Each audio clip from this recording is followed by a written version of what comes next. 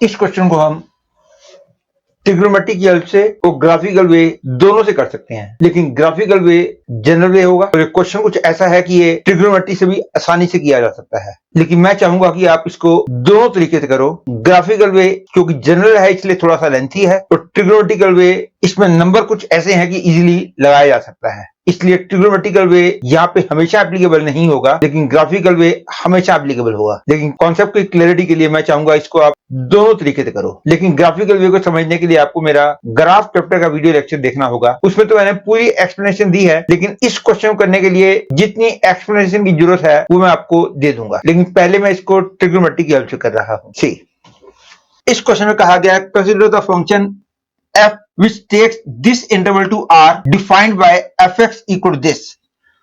Consider the statements. First statement is the curve y equal to fx intersects x axis exactly at one point.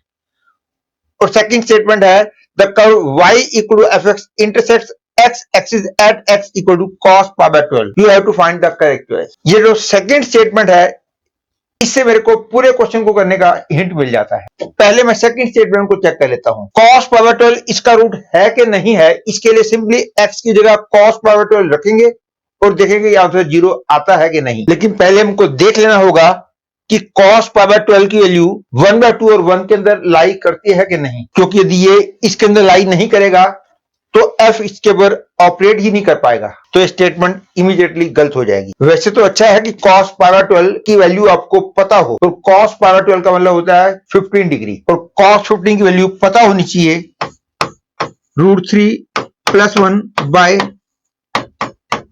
2√2 होती है, तो clearly ये 1/2 से ज्यादा है। और यदि आपको नहीं पता चल रहा कि ये 1/2 से ज्यादा, मैं कैसे बोल रहा हूं, 1/2 यहां लिखो और दोनों को 2√2 से मल्टीप्लाई कर दो, तो यू गेट हियर √3 + 1 और यहां पे मिलेगा मेरे को √2।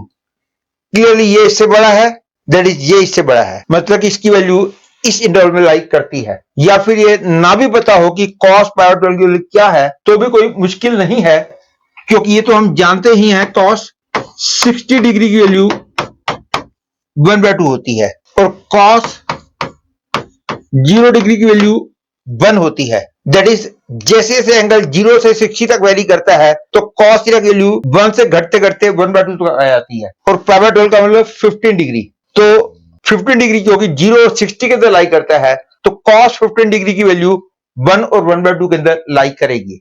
लेकिन अच्छा है कि आपको cos 15, sin 15, cos 75, sin 75 इन सब की वैल्यू पता होनी चाहिए। इवन tan 15, tan 75 डिग्री इनकी वैल्यू भी पता होनी चाहिए। यहां तक कि आपको sin 22.5, cos 22.5, tan 22.5 की वैल्यू भी पता होनी चाहिए। इवन एक क्वेश्चन 1 फरवरी मॉर्निंग शिफ्ट में भी आया था जो कि कॉम्प्लेक्स नंबर का क्वेश्चन था।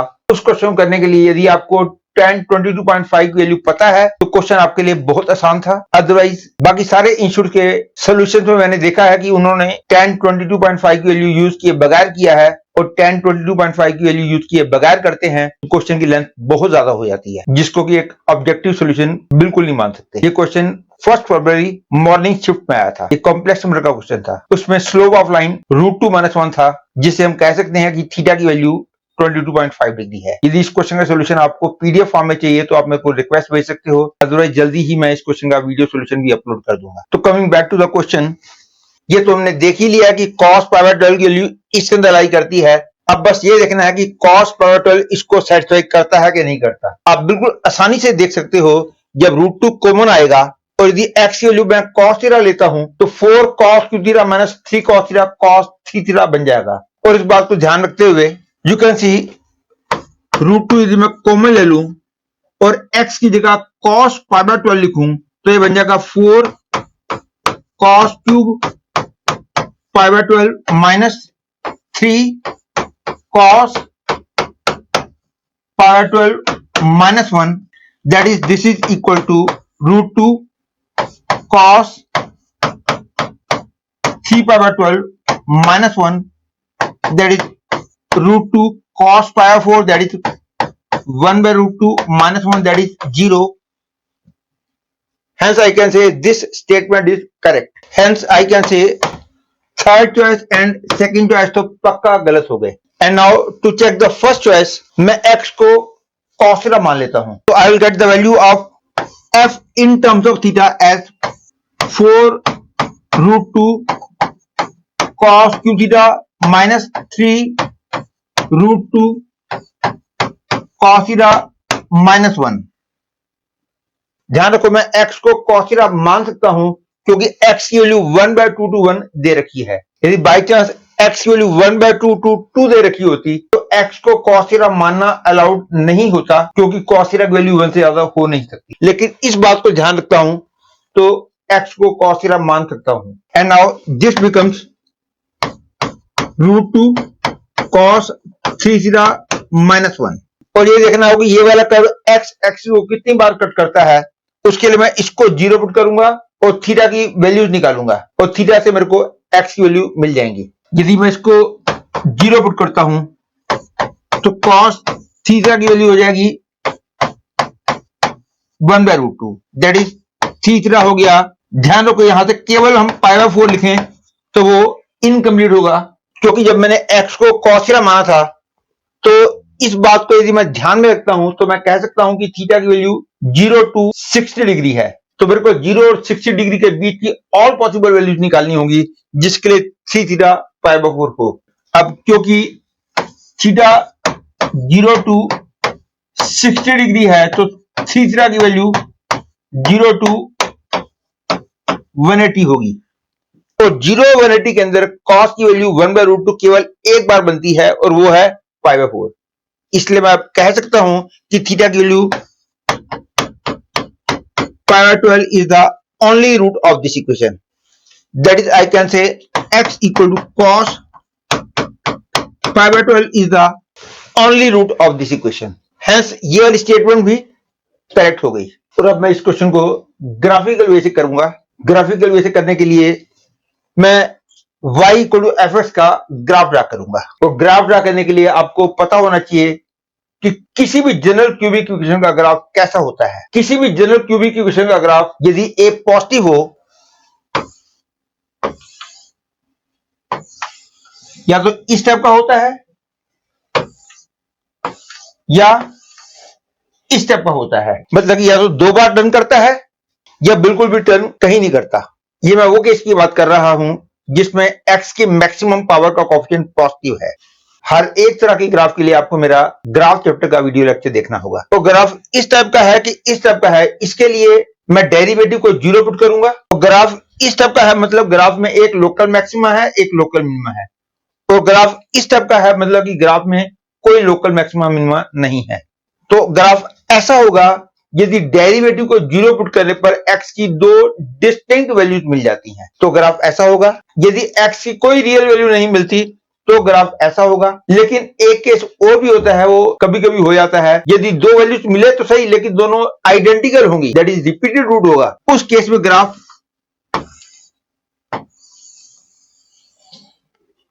एक पॉइंट ऐसा होता है जहां पे ग्राफ की टेंजेंट x एक्सिस के पैरेलल चले। एक्चुअली इसको बोलते हैं point of inflection. And now coming back to the question, ये क्लियर है f डैश x की वैल्यू आ गई 12√2 x स्क्वायर माइनस 3√2। इसको मैं 0 पुट करता हूं तो x की वैल्यू आ जाएगी प्लस माइनस 1/2। वैसे तो 1/2 और माइनस 1/2 में से कहां पे लोकल मैक्सिमा होगा, कहां पे लोकल मिनिमा होगा, इसके लिए डबल डेरिवेटिव टेस्ट की हेल्प से आप चेक कर सकते हैं। लेकिन जैसा कि मैंने अभी भी बताया था, यदि x की मैक्सिमम पावर का कोएफिशिएंट पॉजिटिव हो तो ग्राफ हमेशा नीचे से आता है और ऊपर जाता है। तो ग्राफ जब नीचे से ऊपर जा रहा है तो ग्राफ या तो ऐसा है या फिर ऐसा है, मैंने बताया था। दैट इज, ये क्लियर है कि पहले लोकल मैक्सिमा आएगा, बाद में लोकल मिनिमा आएगा। दैट इज, ये श्योर है कि x इक्वल माइनस 1/2 पे लोकल मैक्सिमा आएगा, x इक्वल 1/2 पे लोकल मिनिमा आएगा। स्टिल यदि आप डबल डेरिवेटिव से चेक करना चाहो तो कर सकते हो। और अब यहां से x की 2 डिस्टिंक्ट वैल्यूज मिलने का मतलब कि ग्राफ 2 बार टर्न करेगा। लेकिन 2 बार टर्न करने का मतलब ये नहीं है कि ग्राफ x एक्सिस को 3 बार कट कर जाएगा, क्योंकि 2 बार टर्न करने का मतलब है ग्राफ ऐसा भी हो सकता है, मतलब कि लोकल मैक्सिमा लोकल मिनिमा दोनों पॉइंट एक्स एक्सिस से ऊपर हो, तो इस केस में केवल एक रूट होगा। या फिर ऐसा भी हो सकता है कि लोकल मैक्सिमा वाला पॉइंट और लोकल मिनिमा वाला पॉइंट दोनों पॉइंट एक्स एक्स से नीचे हो, तो भी इस सिचुएशन में केवल एक रूट होगा। तो तीन रियल रूट होने के लिए तो केवल एक ही पॉसिबिलिटी है कि लोकल मैक्सिमा वाला पॉइंट एक्स एक्स से ऊपर हो और लोकल मिनिमा वाला पॉइंट एक्स एक्स से नीचे हो, तो मैं कह सकता हूं कि तीन रियल रूट्स होंगे। और यदि ग्राफ टर्न ही नहीं करेगा, दैट इज डेरिवेटिव को जीरो पुट करने पर रूट्स नहीं मिलते हैं, तो उस सिचुएशन में तो केवल एक ही रूट होगा, लेकिन एक रियल रूट जरूर होगा, नो रियल रूट नहीं हो सकता। यह बात ग्राफ से क्लियर है, क्योंकि ग्राफ नीचे से आएगा और ऊपर जाएगा, मतलब कि ग्राफ माइनस इंफिनिटी से आएगा और इंफिनिटी में जाएगा, तो एक्स एक्सिस को कम से कम एक बार तो कट करना ही पड़ेगा। तो एक रियल रूट तो जरूर होगा, लेकिन एक होगा कि तीन होंगे, ये लोकल मैक्सिमम लोकल मिनिमम वाले पॉइंट्स की पोजीशन पर डिपेंड करता है। वैसे तो हमको अब -2 को रिजेक्ट कर देना चाहिए, क्योंकि डोमेन हमारा 1/2 to 1 है, लेकिन कॉन्सेप्ट की पूरी क्लैरिटी के लिए मैं +-1/2 दोनों की बात कर लेता हूं, और आखिर में मैं रिजल्ट उतना ही यूज करूंगा जिसमें x की वैल्यू 1/2 to 1 होगी। तो जैसा कि मैंने अभी भी बताया था कि कोई भी क्यूबिक इक्वेशन जिसमें x की मैक्सिमम पावर का कोएफिशिएंट पॉजिटिव है और डेरिवेटिव को जीरो पुट करने पर दो डिस्टिंक्ट रियल रूट्स निकलते हैं, तो ग्राफ जो है दो बार टर्न करेगा, एक बार -1/2 पे और एक बार 1/2 पे। और यह भी क्लियर है क्योंकि ग्राफ नीचे से आ रहा है और ऊपर जा रहा है, तो इसलिए पहले लोकल मैक्सिमा आएगा, बाद में लोकल मिनिमा आएगा। अदरवाइज आप डबल डेरिवेटिव की हेल्प से भी चेक कर सकते हो कि 1/2 पे लोकल मिनिमा आएगा, -1/2 पे लोकल मैक्सिमा आएगा, क्योंकि ग्राफ जो पहले टर्न करेगा वहां पे लोकल मैक्सिमा देगा, मतलब इन दोनों में से जो एक्स की वैल्यू छोटी होगी वहां पे लोकल मैक्सिमा आएगा। तो ऑब्वियसली -1/2 पे लोकल मैक्सिमा आएगा और 1/2 पे लोकल मिनिमा आएगा। लेकिन दो बार टर्न करने का मतलब ये नहीं हो जाता कि तीन रियल रूट्स होंगे, क्योंकि ग्राफ ऐसा भी तो हो सकता है कि ग्राफ ऐसा हो कि लोकल मैक्सिमा और लोकल मिनिमा वाले पॉइंट दोनों पॉइंट एक्स एक्सिस से ऊपर आ रहे हो, तो ग्राफ केवल एक्स एक्सिस को एक बार कट करेगा, तो फिर केवल एक ही रियल रूट होगा। या फिर ग्राफ ऐसा भी हो सकता है कि